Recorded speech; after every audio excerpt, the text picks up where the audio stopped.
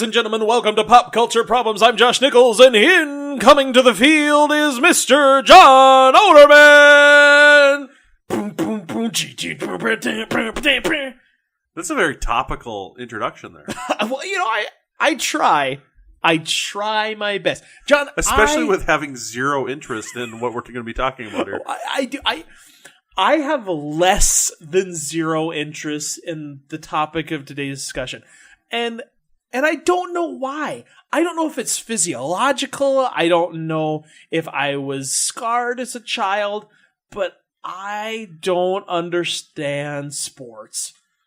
I aren't not even no good at them. You just, you don't understand, the rules, or you just don't understand the appeal? I mean, at what level don't you understand them? D, all of the above. Okay. All right. Simple. Yeah. Okay, let me preface it, because people out there are like, sports are good. Or people out there are like, oh, yay, Josh, you hate sports too. Whichever one. I'll tell you what I know about sports. One, are there good redeeming qualities of sports? Yes. They teach things. There's some teamwork and leadership and, physical agility. Okay. You can also get that from dance and speech class and, leadership courses. So there's other places, not the only area. Also, I can see the appeal financially. So you have individuals making a lot of money for these jobs. I think it's a little much, but it's called supply and demand, people. Uh-huh. Actors get paid a lot of money because we glamorize them and then we make them actors. So people say, oh, well, teachers only make $1 and this guy makes 20 million. Well, maybe you should be a sports player then. And I don't mean that to disparage teachers, because I think teachers do great work. Uh-huh. But you can't say... Teachers also know going in that you're not going to make a lot of money. Exactly. Yeah. And should we maybe pay them more? That's sure. But you can rally and do policy changes and try to get that to happen. So the money is an issue there. I'm more talking about the money, for instance, universities get a lot of money to support educational programs because they also have the athletics, or the athletics bring in. So I understand that aspect of it. I understand how people could watch it and maybe enjoy it. Me personally, I don't understand what's happening. It's boring. It doesn't make any sense. Yeah. So that is what I know and understand about sports. And I have specific examples, but I want to hear where you want to take this. Well, I don't know if there's necessarily a place I want to take it. I guess I wanted to kind of discuss, because being a football coach myself and being friends with you, it's kind of interesting. And throughout my entire life, I've kind of felt like I'm in this weird kind of contradictory position where I'm into these things that are considered geeky or nerdy, but also have a strong affinity for sport. And when I'm down at my store, people will find out that I'm also a football coach. I'm like, well, what? You own a comic book store and you're also a football coach? How does that work? Why are you a traitor to your kind? Yeah, exactly. And I'm a traitor to both kinds. I'm in this weird on the fence, not on the fence type of thing. But I guess I've always just been kind of fascinated by having been in that weird dichotomy where I'm one thing and the other thing at the same time. Why people don't find the appeal of sports and things like that, and because if I'm able to. Maybe I have a little difficulty understanding why other people aren't able to, but I guess I just wanted to kind of talk about what is the appeal and why is there no appeal for you? Okay, so I have a comment and then one question, and I think from there I can craft my answers to help you better understand my position. Yeah. So my first comment is, I understand this whole position that you get in when you like to maybe conflicting things. I was a computer science major with a minor in communications. Uh-huh. I love video games and movies and geeky stuff like that. I also really like Broadway musical theater. Yeah, those are conflicting. So I understand what it's like to like conflicting things. I don't think that's bad. I just think your choice to like sports makes you a terrible person. Oh, okay. No, I'm just kidding. Gotcha. Yeah. I mean, to each their own. And if that's something that you like and enjoy, as long as you're not breaking the law or hurting other people, do what you do, man. And so if you want to like sports, that's great. I mean, I'm glad that you get joy out of it. And as long as you don't poo-poo on the things that I like, that I get joy out of, great, we can live harmoniously. Well, I guess the question I would have for you is, like, do you have, like, an aversion to sports? Okay, well, here's the thing. So, I'll take every aspect of it. Involvement in sports, playing sports. I am not athletic. Okay. I'm not coordinated. I don't have a desire to run around and lose a bunch of weight and be really fit, and even if you want to be the big bulky football player that's just the wall, I don't have desire to do that. I don't want to stand there. I don't like the outdoors. I don't want to be with people. Don't touch me. Don't throw balls at me. Okay. Like, I don't like any of that. So that's the playing. The watching aspect of it, I can't necessarily follow what's going on, and nor do I want to, and I think I had a negative experience that contributed to that. I went to a professional baseball game. Okay. I went to Dallas, Texas, the Texas Rangers versus the Oakland A's, and we sat in the nosebleed seats. There was a short guy with glasses that was banging these stupid little sticks together, these little hollow Thunder things. Sticks, yeah. What are they called? Thunder sticks, I think they're called. They're called beat this guy to a pulp sticks. I was so close to just throwing him over some sort of a balcony, but I don't want him to take him with me. So game, I'm at the game. They are like watering down the dirt. Yeah, like spraying. Okay, spraying the dirt. Gotcha. And they're kind of practicing. They're practicing some swings, whatever. And little do I know, we are 2 runs. That's the scores? Yeah. Not points. It's like 2 runs. Yeah, 2 runs, yeah. Okay, 2 runs into the game, and I didn't know we had started. I'm waiting for the announcer to come on, like, and coming up to the plate is so-and-so. I thought that literally happened. I didn't know that you had to listen to like a radio. I thought they announced it in the stadium. I mean, that's odd, because I think they do most of the time. They didn't at this one. All right. Or I was too high to hear it. The altitude didn't let they didn't announce anything. High altitude wise, it wasn't that you were smoking pot. No. Okay, all right. I was in nosebleed seats. Yeah. They didn't announce anything. There was no announcing. So I had no idea what was happening. Didn't know they started until it was 2-0. The game ended 3-0. It was the longest, saddest moment of my life. I sat there for, and this is coming off the coattails of touring the Dallas stadium, the football stadium. Yeah, yep. We got a special behind-the-scenes tour, of which we missed the Dallas Cowboy cheerleader photo shoot by 5 minutes. As our bus pulled in, we saw the convertibles leaving. So you were just in a bad place. I was in a bad place. And I had to watch hours of a game that I didn't even know it started. It ended 1 point further than when it started. Well, and here's the problem here, is that it sounds like your first or your most memorable experience with sport was at a professional basebal game. No, that was not my most memorable. All right. My best experience at a sports game, I was at 5 games at a university where they hired me to announce the marching band. All right. I literally came in at the beginning of the game and I'm like, and welcome the marching band. And then I'd go into the presidential suite, I'd eat brownies and chicken wingies, and I would come at halftime and I'd say, and here they are again, the marching band. And then I would collect my check and leave at halftime. That was my experience. And I tried for the first 2 times to watch the first half. Okay. And at risk of my eyes bleeding from boredom, I did not attempt it a third time. Was it boring just because you didn't know what was going on? It was the most... No, it was... There was nothing happening. They ran from one side to the other, and they carried the ball along with them. It was. I can only imagine golf being more boring. But I mean, the thing is if you don't have like a working understanding of sports, I can see where it might be boring. I mean, this is something that I think watching soccer is akin to watching paint dry. Okay. Now of the two, I think women's soccer is way more exciting to watch than men's soccer.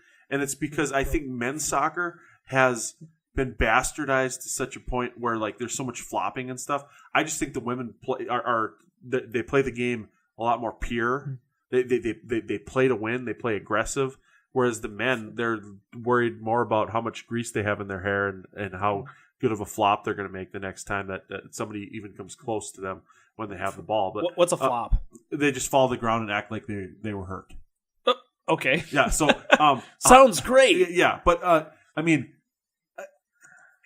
and there probably is some strategy involved in soccer, but the reason that I love football and baseball to an extent as well, but I think football especially, you've got 11 guys on the field on your team at one point. You got 11 guys on the other side of the ball. That's the defense, and there's so much strategy that goes into every single play that. If you don't have a working knowledge of that, you don't have the appreciation. But it's kind of, and I know this is apples and oranges here, possibly apples and kiwis or something other that is totally different. But it's almost like people that use the phrase an acquired taste. Like, no, this is an acquired taste. You know, if you're hungry enough and you eat it enough, poop could be an acquired taste, I guess. You know, but I don't want to take the time to get to know it. I don't want to eat that poop sandwich so much that it starts to taste yummy. I don't want to watch a sport so much. And for me, the strategy isn't there in a way that I can relate to. The closest I get to watching sports on TV is the World Series of Poker. Okay? Yeah. And I can watch that, and I can put myself in the shoes of an individual who is playing, and I can see their cards. I'd be like, oh, I would do this if I played these cards. And I can individually put myself in that position. I can follow along, and I enjoy that. And I like, poker. I played poker. So unlike football, I played poker. Unlike football, I've watched poker. Unlike football, I don't have to be outdoors. Unlike football, like there's so many things that I just do that instead. And I just, again, I don't want to eat that sandwich. I don't want to eat that poop-filled sandwich to have to, and it's the same with everything. It's basketball, it's soccer. I can't see the or. Yeah, the point is to get it to the other end in that little basket, in that big soccer-y thingy net, in that empty void behind a line, and versus where poker, there are exponential more factors just by the nature of the mathematics of how many cards are in the deck. Well, but I disagree with that. That there are more mathematical opportunities in a poker game than there is in a football game. True, they do count by 3 and 7, don't they? No. I mean, if you think about it.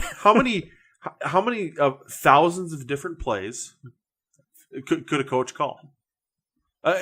Depending on like the different offenses that have been developed throughout the years, the different defenses that have been developed. I mean, the opportunity to see something that you haven't seen before at a football game is relatively high if you know what to look for. And I think that there's so much strategy that goes into every play. Like, I mean, if you block a play just a little bit differently, it's the difference between no gain and a touchdown. I mean, and if you send this guy in a blitz, it's the difference between a tackle for a loss or a big gain.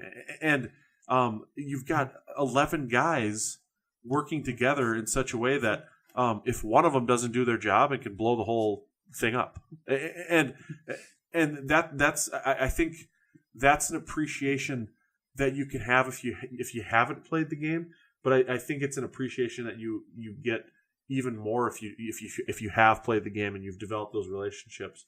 And I mean, that's the thing I think about sports, that the people that find the appeal in it are most attracted to it, and that is that sense of brotherhood, that sense of teamwork, and like you said, I mean, you can have that in other things, but I think that one of the things about sports that is so appealing is you've got that struggle to be that physical struggle to be elite at whatever you're working towards being elite at, and there's a physical element that you don't have in like a speech or maybe some of those other disciplines that you were referring to, and I mean, throughout history, I mean, physical struggle has been an important thing for the human condition, and I think that's what the appeal of sports is like we're kind of trying to. I mean, there's so many people that relate,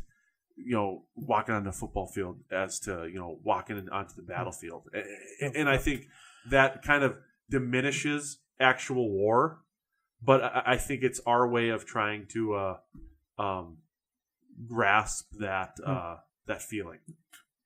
And I think that there's an appeal in that. You construct a not so terrible looking poop sandwich. I mean, I can put a see little lettuce on there. Some Miracle Whip. Yeah, and I don't like condiments or raw veggies. So now you're digging yourself a hole.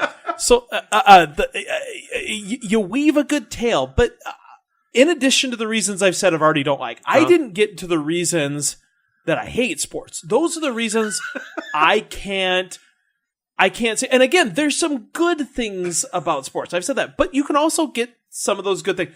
I can't find anything inherent to sports that you cannot get elsewhere.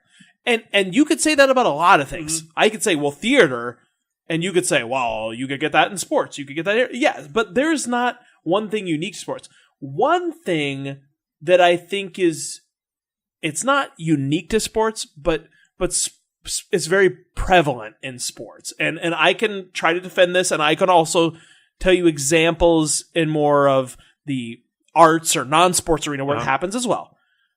But I think it's the attitudes of the individuals who consume it that also tarnish it from it. I think that's a fair assessment. I mean, because you're not going to you're not going to a musical theater performance on Broadway where people are getting drunk and belligerent and going nuts and starting fights in the parking lot. Yeah, and there are the toddlers and tiaras, dance moms types of things that happen in that more artistic expression. And I'm not talking arts versus sports. It's not just that. There's other things. But you see some of those things happen, but almost in most sports, I would say, like, you don't see the parents ripping off their shirts and beating each other up on the golf course. Yeah. And their kids are hitting a golf ball. But it seems to happen a lot in sports. And I think some of the, for instance, I've taught acting classes before to kids, and in those classes, the goal is not for them to become actors. It's not for them to become, the next Brad Pitt or Angelina Jolie or Brangelina something or another.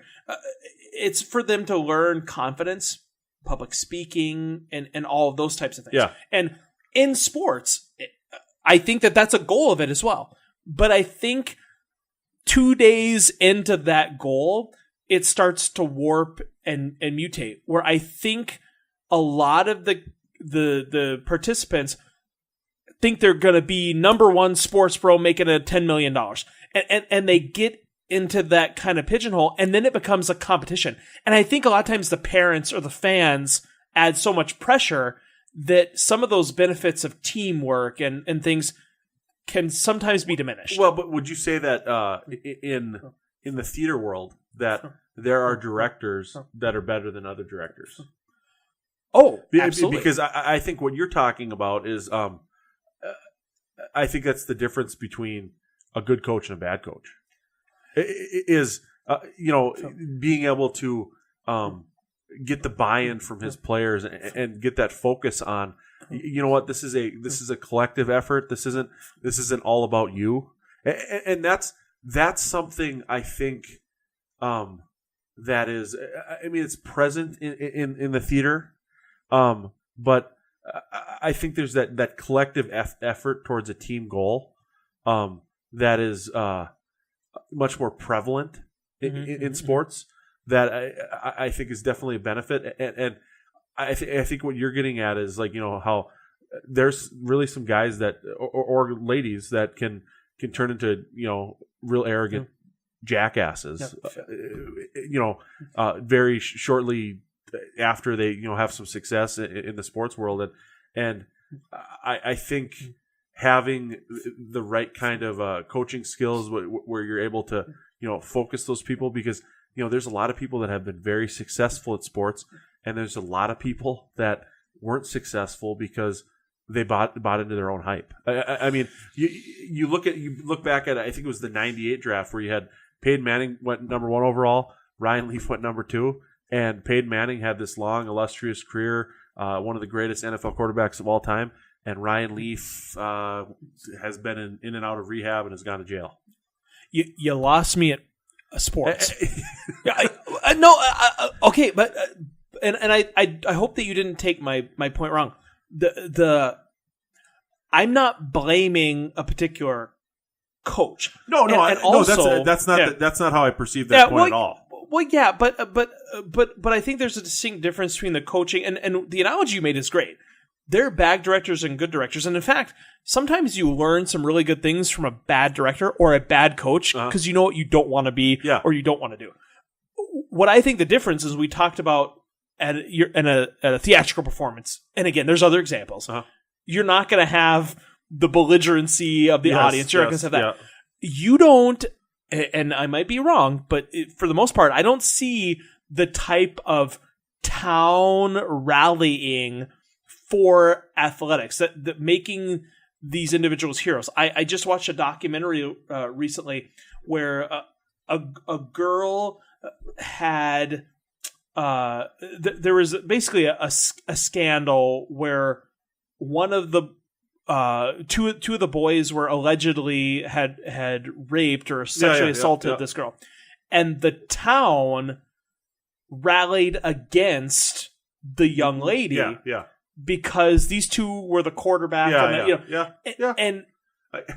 you don't see that in that theater realm, and it's not the fault of the player or the coach or the school, but there's almost a mob mentality that can kind of get behind some of the players. See, I would argue that it is the fault of the player.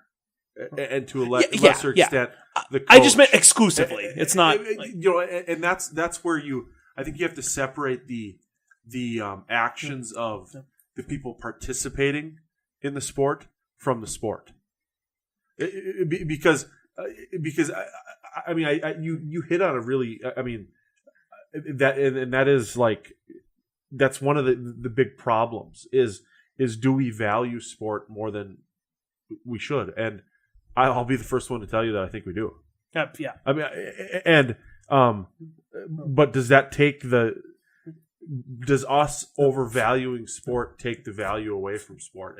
And I would argue that it doesn't. We just need to refocus on what are the values of these activities that we're engaging in, and maybe just kind of realign ourselves and reboot and look at it from a perspective of what is important. Why do we love these things? And it's not because of the fact that we love the fact that these guys get away with this type of stuff. It's I mean, you kind of look at the purity of the game and the purity of sport, and I think that's when people look deep inside, that's what they love it for, but they get caught up in this almost like tribal instinct of I'm gonna back my team no matter what, even if my team does something horrible. And that's something that myself as a coach, I try to make sure that everybody gets held accountable at the same level. Sadly, not everybody does that, but and I when things like what you're talking about, like that example, that's a case where it doesn't just hurt the reputation of those players and that school and that coach. It hurts the reputations of the entire sport. Mm-hmm. When you're being barbaric and you're engaging in activities that are just totally inappropriate at every single level, and instead of protecting those people, you should be throwing the book at them. Well, and I'm going to use the sports to sports example because I'm going to take something, because theater is an example, which I know about. It's a small niche group, and again, I don't think you're ever going to have a town rally behind the actor for whatever. And those are isolated incidents. That's not to say that's the whole sport, but I think certain sports, and I pick on football because that's the one. Everybody always says, well, it's baseball and apple pie. No, it's football. Football. America right now, I think. Football has replaced. Baseball that's the national pastime. Yeah, so that's the game. I agree. Yeah. Let's say in that situation, and I know that's a terrible, very extreme example. It's not representative, but if that had been golf, or if that had been the local intramural soccer team, or that had been a less popular sport, I don't know that the town would have rallied. Well, it depends on the same way. I think it depends on the town and the importance of football in that town. I mean, like, you might have a basketball town where that happens, and they defend the basketball players. Well, and basketball and football. Yeah, I think are kind of. It depends on the town, and it depends on what that's more of a. See, that's where I get into it's more of an indictment of society than it is, and what we value than it is the sport. Oh, absolutely. Well, and I'm not condemning the sport.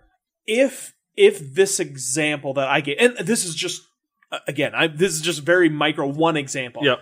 If that had happened in a theater department, and it was the actor that's always the lead in the shows, and that community valued the acting, again, it's a testament to the culture and that town and that societal impact that we have placed on something.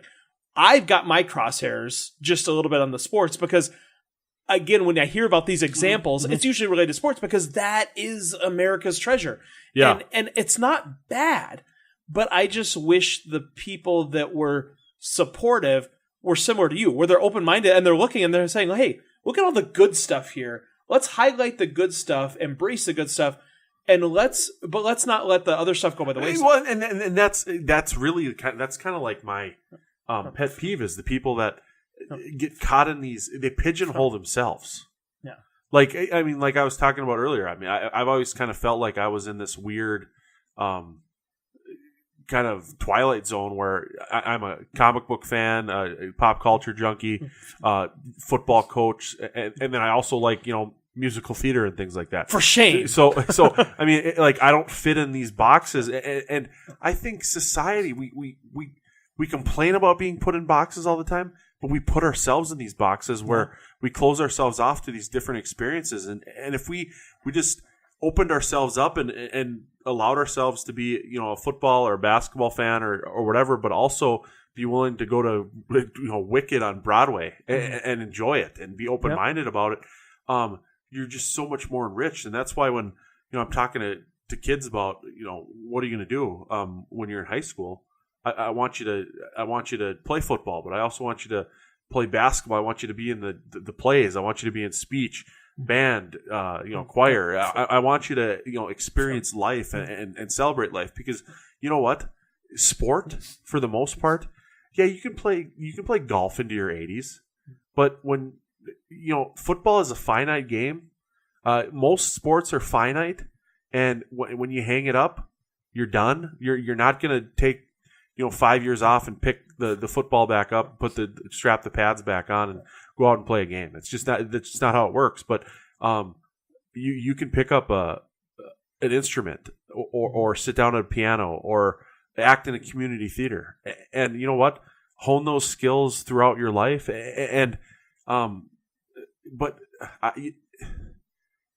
But from the same token, if you're one of those guys that is a drama guy, try a sport. Be a well-rounded Renaissance man.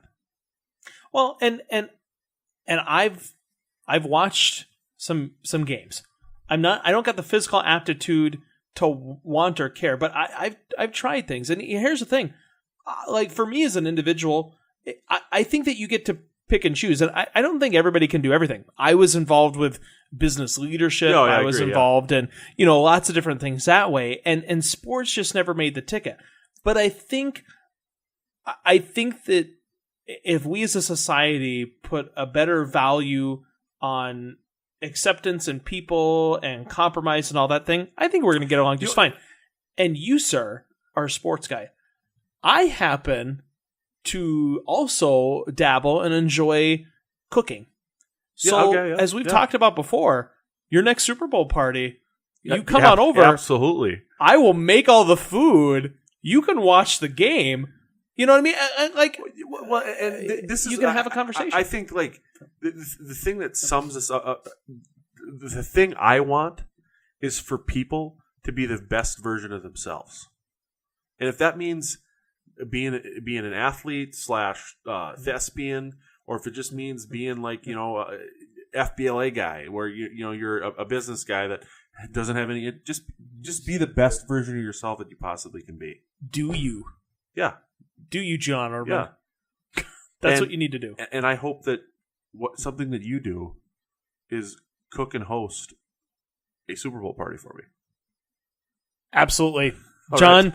You and me on the playground after school, we're going to be throwing down some mad plans for the next Super Bowl party. Ladies and gentlemen, thanks for listening to Pop Culture Problems.